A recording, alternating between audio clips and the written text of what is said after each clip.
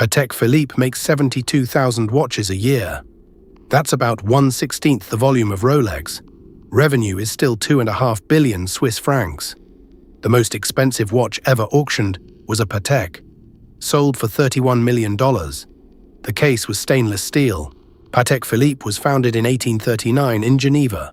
By 1932, after the Great Depression cratered Swiss watchmaking, the company was sinking. Two brothers stepped in, Charles and Jean Stern. They didn't make watches, they made dials.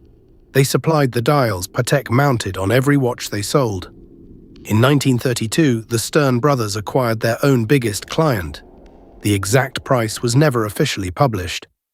Estimates put it at around 1 million Swiss francs. 94 years later, the Stern family still owns 100% of the company. Patek Philippe's 2025 production target is 72,000 watches. Rolex produces around 1.17 million.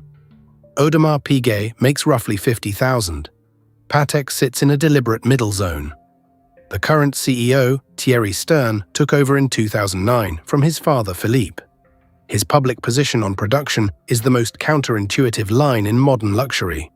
Quote, "The moment we make more watches, we lose the right to charge what we charge. Production is engineered against itself." The new flagship factory, PP6 in Plain-les-Ouates, Geneva, opened in June 2020. Cost 600 million Swiss francs. 10 stories, capacity could go higher. It doesn't. The math underneath, with 72,000 watches and 2.5 billion Swiss francs in revenue, average revenue per watch is about 34,000 Swiss francs. Rolex averages about $9,000 per watch. Audemars Piguet averages about 60,000. Patek is the middle of the high end. October 2024. After 25 years without a new line, Patek launched the Cubitus. New cushion case, same constraint logic. The watch sold out in days. The grey market premium hit 200% within a month. Thierry Stern again. We do not chase demand, we chase the next generation. Now the secondary market. November 9, 2019, Geneva. Christie's hosts the only watch charity auction, a unique Patek Philippe, reference 6300A, Grandmaster chime, stainless steel case, 20 complications. The hammer falls at $31 million. That single sale is still the most expensive wristwatch ever sold at auction. The case is steel, not gold, not platinum. Steel. The Henry Graves super complication tells the longer story. Commissioned in 1925, built for $15,000, sold at Sotheby's in 1999 for $11 million. Resold in 2014 at Sotheby's Geneva for $23.9 million. 3 sales, a 1,600 times return over 89 years. The Nautilus 5711, discontinued in 2021, retail was $35,000. Grey market peaked over $240,000. The Aquanaut 5167, discontinued in early 2025, retail was $24,000. Same week of the announcement, secondary market prices doubled. Patek does not flood the auction market, they don't have to. Phillips, Christie's, Sotheby's, and Loop. This compete for every consignment. 2/3 of all Patek auction lots in 2024 sold above estimate. The brand is the only watchmaker whose auction premium has expanded since 2022, not contracted. Scarcity is engineered, the market does the pricing. 1996. Patek Philippe runs a print and television campaign that becomes one of the most copied lines in luxury advertising. Quote, "You never actually own a Patek Philippe. You merely look after it for the next generation." The campaign was built by Leagas Delaney in London. The line wasn't marketing fluff, it was a description of the company's actual service contract. Patek Philippe will service any watch they have ever produced since 1839. That includes pocket watches from the late 19th century, movements that haven't been touched in 100 years. The service department in Geneva employs more than 200 specialists.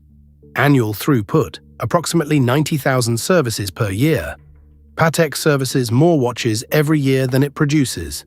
Customer wait time on a vintage service, routinely 9 to 12 months. The Patek Philippe Museum opened in Geneva in 2001. It houses about 2,500 historical timepieces and clocks. Some date to the early 16th century. free to visit, funded by the company. Then the slogan was hiding. If you buy a Patek today, the service contract attached to it doesn't expire. It transfers across owners. The watch on your wrist today will receive factory service in 2126 if it survives. There is no other consumer product on Earth with this kind of warranty curve. Step back. 3 Patek mechanisms run in parallel. Production capped at 72,000. Engineered scarcity. Auction records that compound across generations. Engineered store of value. Lifetime factory service that crosses owners. Engineered inheritance. The Stern family, in 94 years, has converted a dial supplier into a luxury brand, whose unit volume is 1/16 of Rolex, but whose per-watch revenue is more than 3 times higher. The product on the wrist is the same physical object the campaign described in 1996. A watch the buyer doesn't own. A watch the buyer holds, in trust, for the next person in the family who will eventually wear it.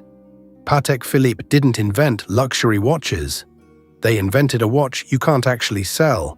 Next on the hidden ledger, Audemars Piguet. The Royal Oak, the watch that saved a dying brand in 1972, designed by a 23-year-old who got paid $800 for the sketch.